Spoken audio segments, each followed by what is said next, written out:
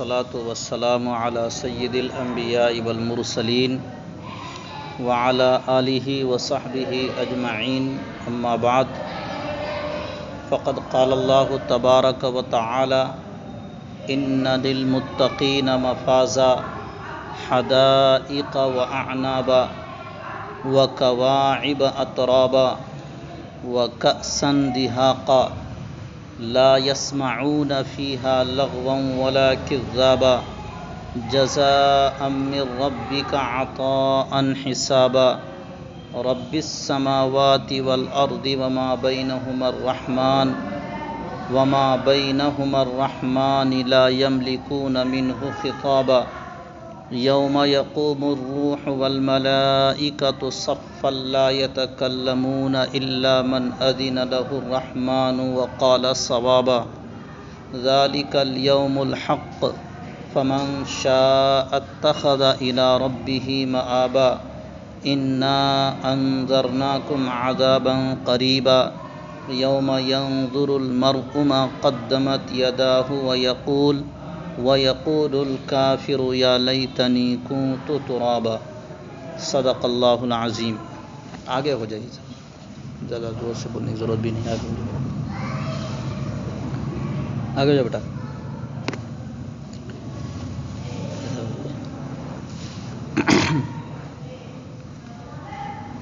پچھلے ہفتے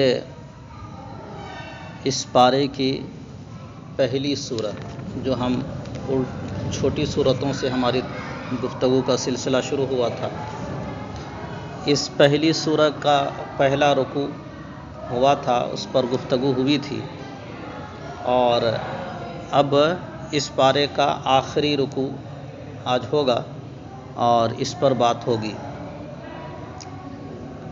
اس طرح سے اللہ کے فضل اور اس کے کرم سے غالباً 2 سال یا 2.5 سال کے اندر میں یہ عما یتساءلون یعنی 30واں پارہ مکمل ہو رہا ہے۔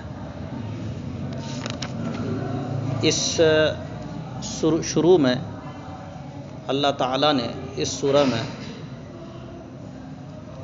قیامت کے بارے میں بیان کیا تھا، چونکہ کفار اور مشرکین قیامت کا انکار کرتے تھے، اور قیامت کے انکار کی وجہ یہ بیان کرتے تھے کہ کیا انسان جب مٹی ہو جائے گا اور قبر میں جانے کے بعد سڑ گل جائے گا اور انسان کی مٹی اور اس کے انسان کا جو گوشت پوست اور اس کی ہڈی مٹی میں مل جائے گی، پھر انسان کو کیسے اللہ تعالیٰ دوبارہ زندہ کرے گا؟ تو اللہ تعالیٰ نے اس شروع کے حصے میں انہی لوگوں کا جواب بتایا ہے، اور پھر اس کے باوجود جو لوگ انکار کرتے ہیں ان لوگوں کا انجام ذکر کیا، بتایا کہ اللہ تعالیٰ یہ انسان تو کمزور مخلوق ہے، اس سے بھی طاقتور اللہ تعالیٰ نے چیزیں پیدا کی ہیں، زمین کو پیدا کیا ہے، آسمان کو پیدا کیا ہے، اور پھر مختلف اور بھی چیزیں پیدا کی، بادلوں کو پیدا کیا، انسان کے راحت کے لیے نیند کو پیدا کیا، اور سونے کا نظام بنایا، جاگنے کا نظام بنایا، کام دھام اور کام کاج کا نظام بنایا، ایک الگ الگ سسٹم سے ایسا بنا دیا کہ ہر آدمی وقت پر سوتا ہے، وقت پر کام کاج کرنے جاتا ہے، اور بھی بہت ساری چیزوں کا ذکر کرنے کے بعد بتایا کہ جب یہ ساری چیزیں پیدا کرنا اللہ کے لیے ممکن ہے، تو پھر تم کو پیدا کرنے کے بعد پھر دوبارہ اس کو پیدا کرنا اور زندگی دینا، یہ اللہ کے لیے کچھ ممکن نہیں ہے، یہ اس کے قدرت سے کوئی بڑی چیز نہیں ہے۔ پھر اس کے بعد جب یہ سمجھانے کے بعد بھی اگر کوئی انکار کرتا ہے تو اس انکار کرنے والے کا انجام بیان کیا ہے کہ اس کا انجام کیا ہوگا۔ اب آج کی جو بات ہے، جو لوگ اس کو مانتے ہیں، جو اس پر ایمان رکھتے ہیں، اور اس ایمان رکھنے والوں کو اللہ تعالیٰ کیا بدلہ دے گا، اس کو اس رکوع میں اللہ تعالیٰ نے بیان فرمایا۔ ان للمتقین مفازا، بے شک تقوی اختیار کرنے والوں کے لیے کامیابی ہے، متقین تقوی اختیار کرنے والوں کے لیے کامیابی ہے۔ تقوی جو ہے کہ 3 درجے بیان کیے جاتے ہیں۔ ایک درجہ تو اس کے بغیر تقوی کا تصور نہیں، وہ ہے ایمان، کہ اب اگر اگر ایمان لا رہا ہے تو وہ ادنا سے ادنا درجے کا تقوی اس کے اندر موجود ہے، یعنی اس کے بغیر تقوی کا کوئی تصور ہی نہیں، بنیاد ہے وہ تقوی کا۔ وہ یہ کہ ایمان لائے اللہ پر، اس کی صفات پر، اس کی ذات پر، اللہ کے تمام نبیوں پر، حضرت نبی کریم صلی اللہ علیہ وسلم کے رسول ہونے پر، آپ کے نبی ہونے پر، اللہ کی کتاب پر، قیامت کے دن پر، ان تمام چیزوں پر جس کو جو ہے آمنت باللہ و ملائکتہ و کتبہ و رسلہ والیوم الآخر والقدر خیرہ و شرہ من اللہ تعالی والبعث بعد الموت، اس تمام پر جو ہے بچہ یاد ہے ماشاءاللہ۔ تو ان تمام چیزوں پر کیا ہے؟ ایمان لانا جو ہے یہ کیا کہلاتا ہے؟ یہ ادنا درجے کا ایمان، ایک تقوی ہے۔ اب اس سے اعلیٰ درجے کا تقوی یہ ہے کہ کم سے کم انسان اپنے فرائض کو نبھائے، اس فرائض کا تعلق جو ہے وہ خواہ عبادات سے اس کا تعلق ہے، معاملات سے اس کا تعلق ہے، معاشرت سے اس کا تعلق ہے، یہ فرائض کو نبھانا ہے۔ فرائض میں مثلا فرائض میں جیسے نماز ہے فرائض کی حد تک، اور معاملات میں ایک دوسرے کے ساتھ لین دین میں جتنا دیا ہے اتنا دینا، یہ کم سے کم جو ہے یہ تو ہر آدمی پر فرض ہے۔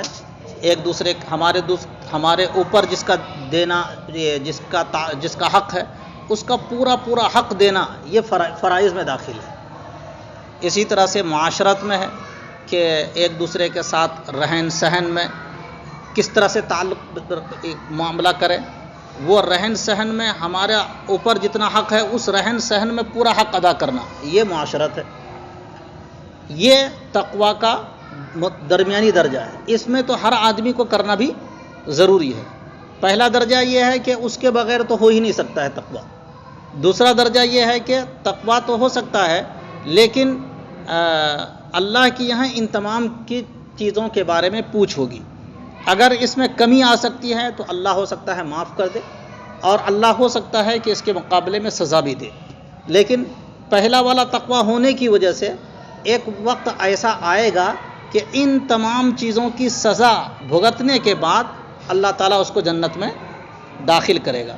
لیکن اگر پہلا درجہ نہیں ہے تو پھر کبھی بھی بخشش اس کی نہیں ہوگی۔ ان اللہ لا یغفر، ان اللہ یغفر، اللہ تعالیٰ جو ہے کیا آیت ہے، ان اللہ لا یغفر ان یشرک بہ ویغفر ما دون ذلک لمن یشاء، اللہ تعالیٰ اپنے ساتھ شریک کرنے کو معاف نہیں کرے گا۔ اللہ کا قانون ہے، قدرت تو جس کو چاہے وہ معاف کر سکتا ہے، لیکن اللہ نے قانون بنایا، سنت اللہ ہے، یہ اللہ کا قانون ہے کہ وہ شرک کو معاف نہیں کرے گا۔ وَيَغْفِرُ مَا دُونَ ذَلِكَ لِمَن يَشَاءُ، اور شرک کے علاوہ کوئی بھی گناہ ہے اللہ چاہے تو اس کو کیا کرے گا؟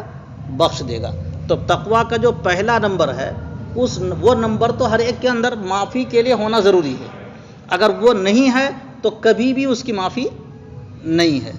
دوسرا نمبر جو ہے وہ اس میں کوتاہی اللہ پر ہے کہ اگر اللہ تعالیٰ معاف کرنا چاہے تو معاف کرے گا، نہیں معاف کرنا چاہے تو معاف نہیں کرے گا، لیکن وہ ہر مومن کے اندر بہر صورت ہونا ضروری ہے۔ تقویٰ کا جو تیسرا درجہ ہے وہ ہے نوافل کی پابندی اور مستحبات کی پابندی، اس کا یہ اعلیٰ درجہ ہے جو صلحاء کے اندر ہم اللہ کا اگر مقرب بندہ بننا چاہتے ہیں، اللہ کا چہیتا بندہ بننا چاہتے ہیں، اللہ کا پسندیدہ بندہ بننا چاہتے ہیں، اسی طرح سے اگر ہم یہ چاہتے ہیں کہ ان فرائض میں کوئی کمی ہو گئی تو وہ پوری ہو جائے، تو اس کے لیے کیا ہے؟ نوافل کی پابندی کرنا چاہیے۔ جیسے حدیث میں آتا ہے کہ اللہ تعالیٰ پہلے فرائض کے بارے میں پوچھے گا، اگر فرائض میں کوئی کمی آ گئی ہے تو اس کو مکمل کرے گا کس کے ذریعے سے؟ نوافل کے ذریعے سے۔ یہ نوافل کے ذریعے سے اگر ہم نوافل کی پابندی کریں گے تو اللہ کا اور بھی زیادہ قرب حاصل ہوگا، اس کی رضا حاصل ہوگی۔ اس کا تعلق عبادات سے بھی ہے. ابھی چند دن پہلے جب حضرت کی مجلس بھی تھی، آپ لوگ شاید شریک تھے، گھنٹے بھر حضرت نے اس پر جو ہے بیان فرمایا تھا. ایک حدیث ہے، اصل میں وہ حدیث ہے کہ اللہ تعالیٰ کا قرب جو ہے فرض سے بڑھ کر کسی چیز سے حاصل نہیں ہوتا. یعنی اگر آدمی چاہے کہ نفل ہی پڑھتا رہے اور فرض چھوڑ دے تو اللہ کا قرب، اللہ کی رضا حاصل نہیں ہوگی. لیکن فرض پڑھنے کے بعد پھر اللہ کا قرب حاصل ہو جاتا ہے. لیکن اس قرب میں، اس کی رضا میں اور بھی اضافہ ہوتا ہے. کس کے ذریعے سے؟ نوافل کے ذریعے سے. تو عبادات میں بھی یہ حال ہے، یہ حال معاملات میں بھی ہے. مثال کے طور پر ہمارے اوپر کسی کا 10 روپیہ تھا، ہم نے اس کو 10 کے بجائے 11 روپیہ دے دیا. یہ جو 11 روپیہ دیا ہے وہ کیا ہے؟ ایک نفل ہے، معاہدہ نہیں ہے پہلے سے کہ بھائی ہم کو 11 دینا ہی. اگر یہ ہو جائے تو سود ہو جاتا ہے. یہ نہ دینا ہے، یہ نہ کرنا ہے نہ. لیکن معاہدہ نہیں تھا، 10 ہی روپیہ دینا تھا، لیکن اپنی خوشی سے ہم نے اس وقت 11 دے دیا. زکوٰۃ میرے اوپر 500 ہی روپیہ واجب ہے، لیکن ہم نے 600 روپیہ زکوٰۃ میں ادا کر دیا. تو یہ جو 100 روپیہ زیادہ دیا یہ نفل ہے. ٹھیک ہے. اس کا جو ہے اب یہ زکوٰۃ 600 روپے میں جو کمی ہوگی، اخلاص میں کمی ہوئی، اس کمی کو اللہ تعالیٰ اس 100 روپے کے ذریعے سے کیا کرے گا؟ پورا کرے گا. اسی طرح سے لین دین میں بھی ہے، اسی طرح سے معاشرت میں بھی ہے، رشتہ داروں کے حقوق ہیں. ان تمام میں بھی جو یہی بات ہے کہ فرائض کے حد تک ہر آدمی پر ضروری ہے. اگر نہیں کرتا ہے تو اللہ کے یہاں پوچھ ہوگی. لیکن نوافل میں آدمی اگر جتنا آگے بڑھے گا اللہ کا قرب اتنا زیادہ ہوتا رہے گا. تو خیر، اس تقوی کے 3 درجے ہیں. ایک درجہ، سب سے بڑا درجہ وہ یہ ہے کہ ایمان ہونا چاہیے. دوسرا درجہ کہ فرائض کی پابندی ہونی چاہیے. تیسرا درجہ یہ ہے کہ نوافل کی بھی پابندی ہو. تو متقیوں کے لیے کامیابی ہے.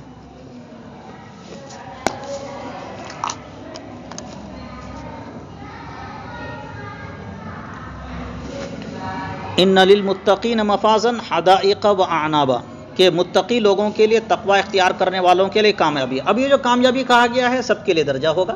مثال کے طور پر جو لوگ نوافل کی پابندی کرتے ہیں، اسی طرح سے فرائض کی پابندی کرتے ہیں، صاحب ایمان ہیں، تو اعلیٰ درجے کی کامیابی ہوگی. پہلی ہی مرتبہ ان کو اللہ تعالیٰ جنت کی طرف بھیج دے گا، ان کو جہنم سے کچھ بھی گزرنا نہیں پڑے گا. دوسرے درجے کے جو ان کے لیے بھی کامیابی ہے جو فرائض کی پابندی کرتے ہیں، لیکن ہو سکتا ہے اس میں کچھ کمی ہو سکتی ہے تو چھوٹی موٹی سزا جھیلنی پڑے گی.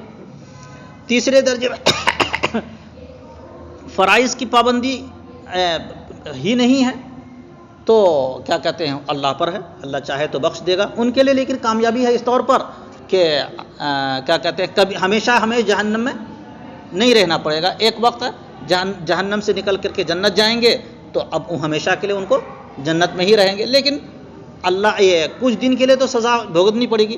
تو کامیابی تو ہے، لیکن کامیابی شروع میں کامیابی نہیں ہوئی، آخر میں کامیابی مل گئی. اور آخر میں کامیابی ملی تو وہ کامیابی ہی رہے گا. آخرت کی جو کامیابی ایک مرتبہ ملنے کے بعد وہ کامیابی ختم نہیں ہوگی.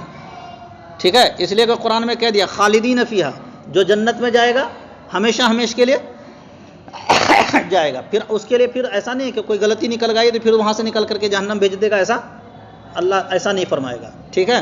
تو اس لیے جو فرائض کے پابندی والے لوگ ہیں صرف، یا پھر جو فرائض والے نہیں ہیں، جو صرف ایمان والے لوگ ہیں، ان کے لیے بھی کامیابی ہے، لیکن فرائض کی سزا بھگتنے کے بعد ان کے لیے کامیابی ہوگی. اور جو ایمان والے ہی نہیں ہیں تو پھر ان کے لیے کامیابی نہیں ہے. ان کے لیے وہ بات ہے جو اس سے پہلے آ چکی ہے. ان للمتقین مفازا، کہ تقوی اختیار کرنے والوں کے لیے کامیابی ہے. اب وہ کامیابی کیا ہے؟ کچھ ہلکی سی جھلک اللہ تعالیٰ نے یہاں بیان فرمائی ہے تاکہ ہم جیسے لوگ ہیں اس کی امید کر کے ہم اس میں کیا کریں، رغبت کر کے جو ہے آگے بڑھیں، عبادت میں اور تقوی اختیار کرنے میں آگے بڑھیں. اس کے لیے اللہ تعالیٰ نے چند چیزوں کا ذکر کیا ہے. ورنہ جو وہاں پر جو اللہ کی نعمتیں بیان کی ہیں وہ حدیث پاک میں آتا ہے کہ اللہ تعالیٰ جو کسی ادنا درجے کی جو جنتی کو اللہ تعالیٰ جو انعام دے گا، اس کا یہاں کے بڑے سے بڑے بادشاہ ہے کہ دماغ میں خیال بھی نہیں آیا ہوگا. یعنی اس کی نعمت کا خیال بھی کبھی دل میں نہیں آیا ہوگا. کس کے خیال میں؟ ادنا سے ادنا درجے کے، اعلیٰ سے اعلیٰ درجے کے بادشاہ کے دل میں بھی اس کا خیال نہیں آیا ہوگا. کسی بھی انسان کے دل میں خیال بھی نہیں آیا ہوگا کہ کتنی بڑی نعمت ہے. وہ ادنا سے درجے کی نعمت کی بات ہے. جہاں تک یہی وجہ ہے، بیان فرماتے ہیں وہاں حدیث میں آتا ہے کہ جنت کی حوریں اگر یہاں کے سمندر میں بھی اگر تھوک دے تو سمندر میٹھا ہو جائے، سمندر کا پانی، پورے سمندر کا پانی میٹھا ہو جائے. اللہ کی کتنی بڑی نعمت ہے. اب اس سے جو اندازہ لگایا جا سکتا ہے کہ وہاں سیب کا کیا حال ہوگا، وہاں کے آم کا کیا حال ہوگا، وہاں کے اور پھلوں کا کیا حال ہوگا، انگوروں کا کیا حال ہوگا، وہاں کے محلات کا کیا حال ہوگا. اس سے پہلے بھی کئی بار تو بیان کیا تھا میں نے کہ ایک اللہ تعالیٰ جو ہے ایک جنت والے جو جہنم جا چکا ہوگا اور اخیر میں سب سے اس کو جہنم سے نکالا جائے گا، اور جہنم سے جب نکال جائے گا تو اللہ تعالیٰ فرمائے گا کہ تم تمنا کرو کہ تم کو کیا ملنا ہے. تو وہ تمنا کرے گا تو اللہ تعالیٰ کہے گا کہ تم کو وہ بھی ملے گا اور اس کا 10 گنا بھی ملے گا. وہ کہے گا کہ کیا اللہ تعالیٰ ہم سے مذاق کر رہے ہیں؟ تو اللہ تعالیٰ فرمائے گا نہیں، ہم مذاق نہیں کرتے ہیں، اللہ تم کو اس سے 10 گنا مل جائے گا. تو انہی میں سے چند چیزوں کا ذکر یہاں پر ہے. حدائق و اعنابا، یعنی کامیابی ہوگی تقوی اختیار کرنے والوں کے لیے.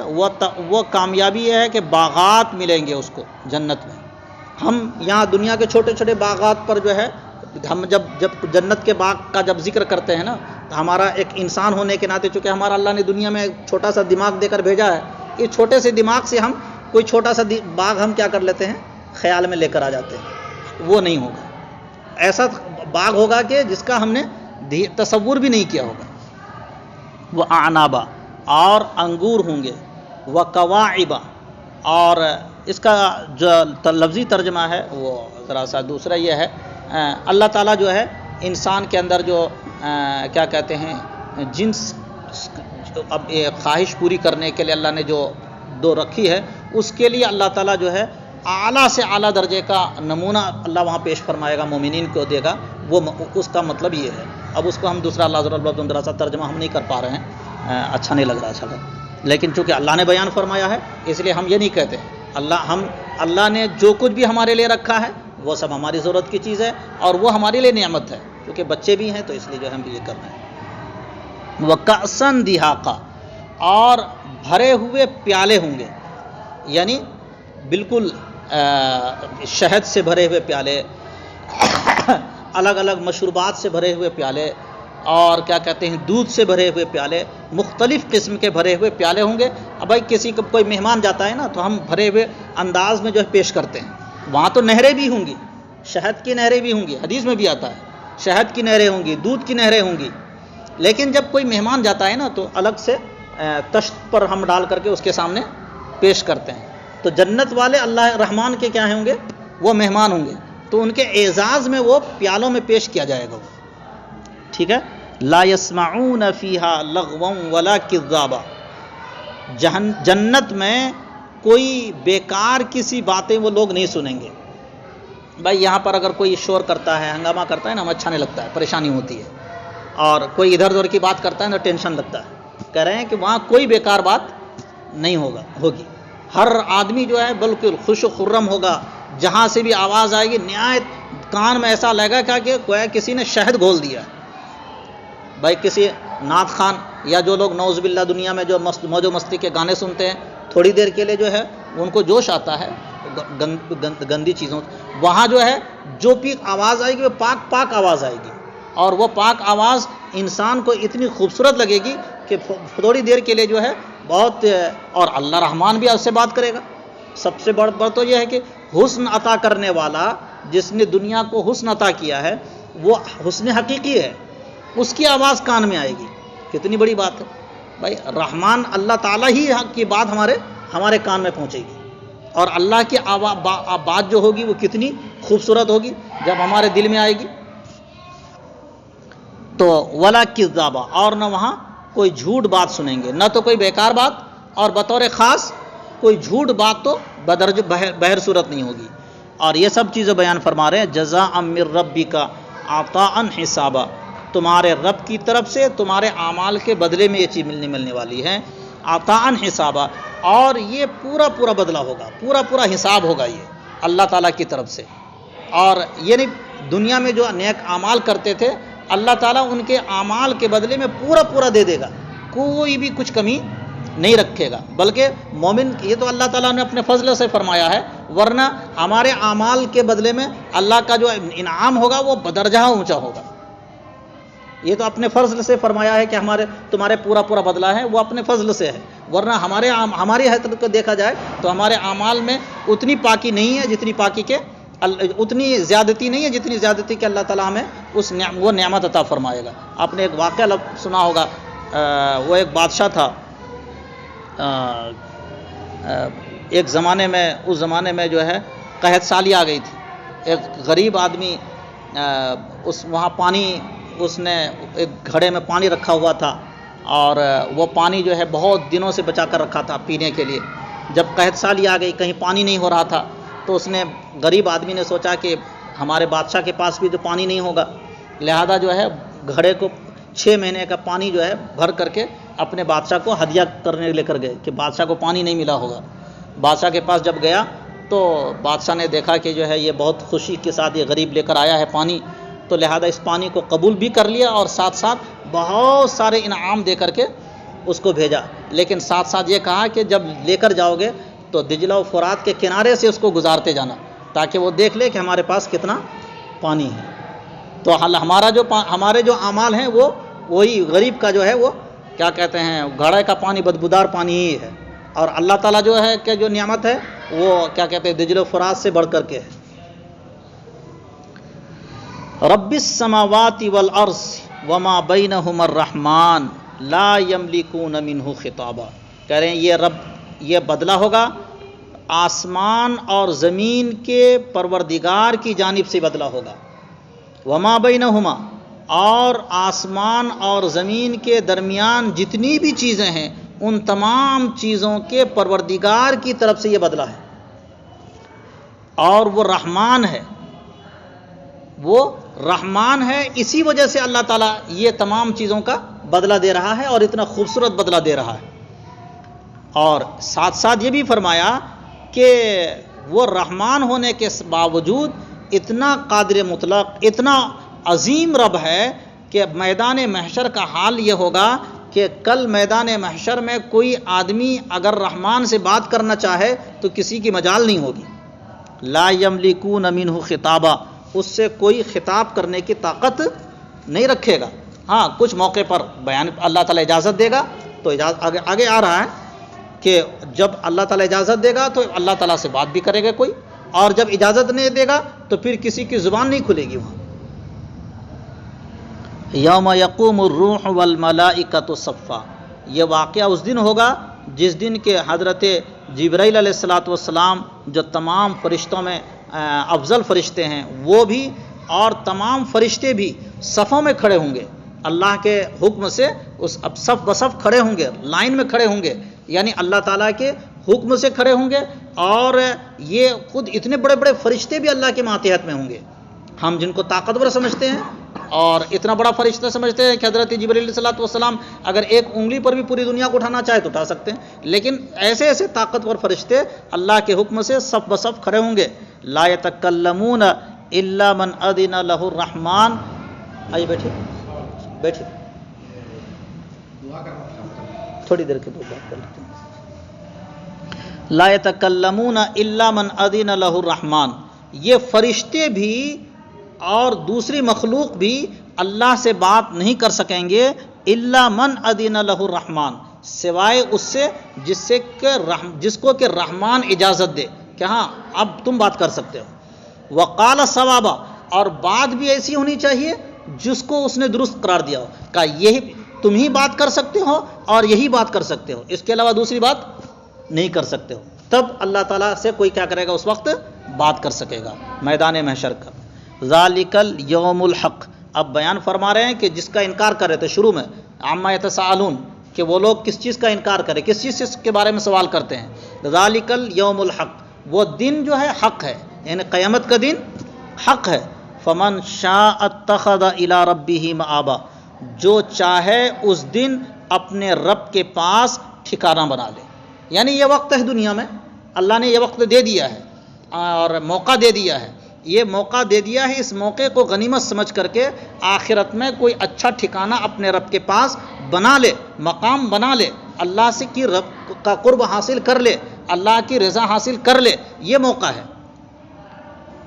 انا انذرناکم عذابا قریبا، ہم نے تم کو قریب آنے والے ایک عذاب سے ڈرا دیا ہے. یعنی اللہ فرما رہے ہیں کہ ہمارا کام تھا ڈرانا، اور اگر اس کے فاعل حضرت نبی کریم صلی اللہ علیہ وسلم ہیں تو اللہ کے نبی صلی اللہ علیہ وسلم فرما رہے ہیں کہ ہمارا کام تھا تم کو پہنچا دینا، کہ ہم نے تم کو ایک قریب آنے والے عذاب سے تم کو ڈرا دیا ہے. یوم ینظر المرء ما قدمت یدا، جس دن کے آدمی ان اعمال کو دیکھے گا جن کو وہ بھیج چکا ہے. آنے والے دن کے لیے جو اپنے اعمال بھیجے ہیں وہ سارے ہمارے وہاں موجود رہیں گے، خواہ وہ ہم نے چھپ کر کیا ہے، ہم نے لوگوں کے سامنے کیا ہے، ہم نے اپنوں کے ساتھ کیا ہے، غیروں کے ساتھ کیا ہے، وہ سب ہمارے اعمال ہمارے سامنے ہوں گے اور ہم ان اعمال کو دیکھیں گے، اپنی نظروں سے دیکھیں گے. اب وہ رہے گا کہ اعمال تو ایسی چیز ہے نہیں کہ دیکھے گا آدمی، تو اعمال کا مطلب ہوگا کہ وہ ہمارے جو کیا ہے اس کا ریکارڈ موجود ہوگا. اور اب تو ہم دیکھ سکتے ہیں نا، ہمارا ویڈیو موجود ہے نا. ہمارا جو ہے دنیا نے اپنا کوئی چوری کرتا ہے تو اس کا ریکارڈ ویڈیو نظر آتا ہے، تو اللہ تعالیٰ ہمارا بھی کیمرہ وہاں آن کر دے گا. اور وہ کیمرہ تو چھوٹا موٹا ہو سکتا ہے، اللہ کا کیمرہ تو بہت بڑا کیمرہ ہوگا، سارا کا سارا سب کچھ نظر آ جائے گا. تو اب یہ بات سمجھنا بھی مشکل. یہ کوئی پہلے لوگ بولتے تھے کہ ہم جو ہمارے اعمال کیسے کیش کریں گے، اب تو ہمارے اعمال بھی کیش کیے جا رہے ہیں. لہذا جب دنیا کے لوگ جو کمزور ہیں، مخلوق نے ہمارے اعمال کو کیچ کرنے کے آلات تیار کر لیے ہیں، وہ تو ہمارا بھی خالق ہے اور ان لوگوں کا بھی خالق ہے جس نے اعمال کو کیچ کرنے کے آلات تیار کیے ہیں. لہذا وہ تو بدرجہ اولا ہمارے اعمال کو، سارے اعمال کو ہمارے عمل کرتے ہوئے کیچ کرے گا. جی، یوم ینظر المرء ما قدمت یدا، اس دن آدمی ہر اس عمل کو دیکھ لے گا جو اس عمل کے اس کے آدمی نے پہلے کیے ہیں. وَيَقُولُ الْكَافِرُ يَا لَيْتَنِي كُنْتُ تُرَابًا، اور اس دن کافر جو اس دن پر ایمان نہیں لاتا تھا وہ کہے گا کاش کہ میں مٹی ہوتا. اصل میں کل قیامت میں ایک منظر یہ ہوگا کہ اللہ تعالیٰ انصاف جو دلائے گا انسانوں سے ہی نہیں، مخلوق سے بھی انصاف دلائے گا، ہر مخلوق سے. مثلا جیسے زیرو مخلوق، جیسے ایک بکری ہے، ایک کمزور بکری کو طاقتور بکری نے مار دیا ہے سینگ سے، یا ایک حدیث میں آتا ہے کہ ایک سینگ والی بکری نے اگر بے سینگ والی بکری کو مار دیا ہے تو کل آخرت میں اللہ تعالیٰ جو بے سینگ والی بکری ہے اس کو سینگ دے کر کے، جو سینگ والی بکری ہے اس کو بے سینگ کر کے اللہ تعالیٰ بدلہ دلائے گا وہاں. یعنی اس کا عدل و انصاف اتنا سخت ہوگا آخرت میں کہ ظالم خواہ وہ جانور کیوں نہ ہو، وہاں ظالم کو اس کے ظلم کی سزا اللہ تعالیٰ دلائے گا مظلوم سے.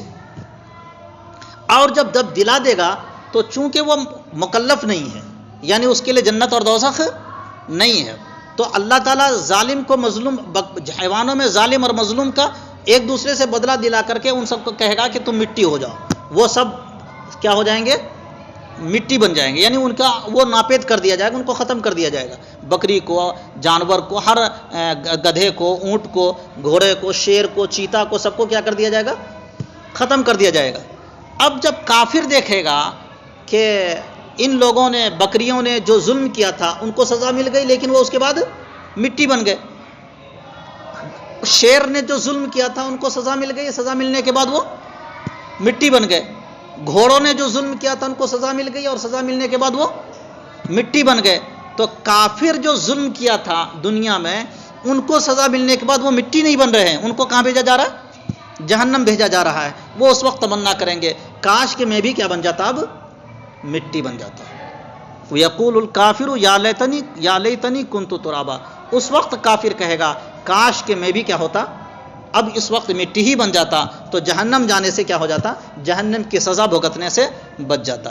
اللہ تعالی ہمیں ایمان کی حالت میں ایمان کی زندگی اور ایمان والی موت عطا فرمائے، تاکہ کافر جیسے ہمیں وہ حسرت والے دن سے حسرت کرنا نہ پڑے. اللہ تعالی ہماری ہر طرح کی برائیوں سے حفاظت فرمائے. آمین. وآخر دعوانا